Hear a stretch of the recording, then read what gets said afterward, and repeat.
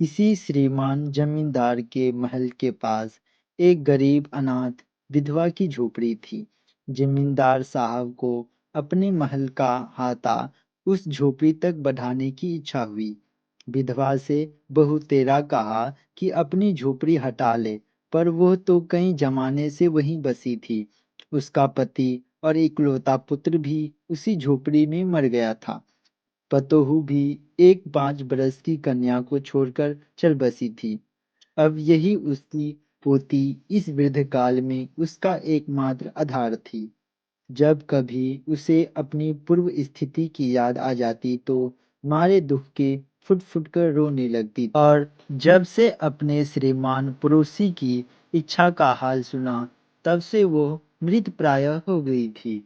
उस झोपड़ी में उसका मन लग गया था कि बिना मरे वहां से वो निकलना नहीं चाहती थी। श्रीमान के सब प्रयत्न विफल हुए। तब वे अपनी जमींदारी चाल चलने लगे। बाल की खाल निकालने वाले वकीलों की थैली गर्म कर उन्होंने अदालत से झोपड़ी पर अपना कब्जा कर लिया और विधवा को वहां से निकाल दिया। बेचारी अनाथ तो थी ही, पास पड़ोस में कहीं जाकर रहने लगी।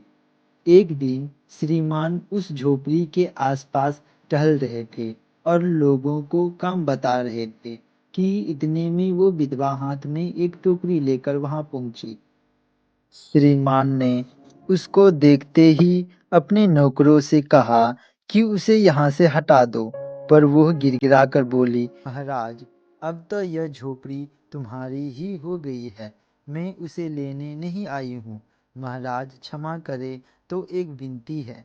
जमींदार साहब के सिर हिलाने पर उसने कहा, जब से यह झोपड़ी छूटी है, तब से मेरी पोती ने खाना पीना छोड़ दिया है। मैंने बहुत कुछ समझाया, पर वह एक नहीं मानती। यही कहा करती है कि अपने घर चल, वहीं रोटी खाऊंगी। अब मैंने यह सोचा कि इस झोपड़ी में से एक टोकरी भर मिट्टी लेकर उसी का चूल्हा बनाकर रोटी पकाऊंगी। इससे भरोसा है कि वो रोटी खाने लगेगी। महाराज, कृपया करके आज्ञा दीजिए, तो इस टोकरी में मिट्टी ले आऊं। श्रीमान ने आज्ञा दे दी।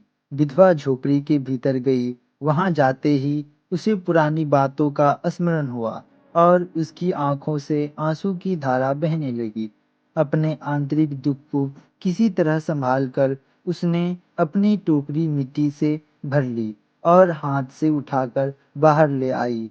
फिर हाथ जोड़कर श्रीमान से प्रार्थना करने लगी, आज कृपया करके इस टोकरी को जरा हाथ लगाइए, जिससे कि मैं उसे अपने सिर पर धर लूं।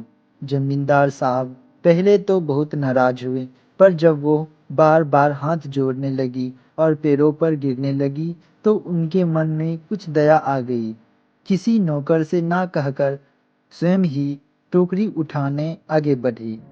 ज्यों ही टोकरी को हाथ लगाकर उठाने, त्यों ही देखा कि यह काम उनकी शक्ति के बाहर है। फिर तो उन्होंने अपनी सब ताकत लगाकर टोकरी को उठाना चाहा, पर जिस स्थान पर टोकरी रखी थी वहां से वो एक हाथ भर ऊंची ना हुई। वह लज्जित होकर कहने लगे, नहीं, यह टोकरी हमसे नहीं उठाई जाएगी। यह सुनकर विधवा ने कहा, महाराज, नाराज न हो। आपसे एक टोकरी भर मिट्टी नहीं उठाई जाती, और इस झोपड़ी में तो हजारों टोकरियां मिट्टी पड़ी हैं। उसका भार आप जन्म भर कैसे उठा सकेंगे? आप ही इस बात पर विचार कीजिए। जमींदार साहब धन मद से गर्वित हो अपना कर्तव्य भूल गए थे, पर विधवा के उपरोक्त वचन सुनते ही उसकी आंखें खुल गई। कृतक्रम का पश्चाताप कर उन्होंने विधवा से क्षमा मांगी और उसकी झोपड़ी वापस दे दी। इस कहानी का उद्देश्य निर्धनों के प्रति दया और सहानुभूतिपूर्ण व्यवहार करने का संदेश देना है। इस कहानी में बताया गया है कि यह धन दौलत व्यक्ति के साथ नहीं जाती। निर्धनों पर अत्याचार करके कमाया गया धन व्यक्ति के मन पर सदैव बोझ बनकर रहता है। अतः व्यक्ति को कभी भी निर्धनों पर अत्याचार नहीं करना चाहिए।